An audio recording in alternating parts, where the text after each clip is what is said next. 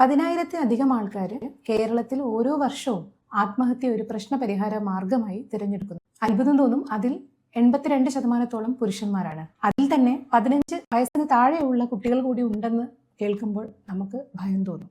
ഇവരിൽ ചിലരെങ്കിലും നമ്മളോട് ചിലപ്പോൾ എനിക്ക് ബുദ്ധിമുട്ടാണ്, മുന്നോട്ട് പോകാൻ വലിയ ടാസ്ക് ആണോ എന്നൊക്കെ പറഞ്ഞിട്ടുണ്ടാവും. എന്നാലും ഒരുപക്ഷെ നമ്മൾ ഗൗരവത്തിൽ എടുത്തിട്ടുണ്ടാവില്ല, അല്ലെങ്കിൽ നമ്മൾ പറഞ്ഞതൊന്നും അവർക്ക് ചൂസ് ചെയ്യാൻ പറ്റിയിട്ടുണ്ടാവില്ല. ഓർക്കണം, അവരുടെ അവസ്ഥ അവർക്ക് മാത്രമേ അറിയുള്ളൂ.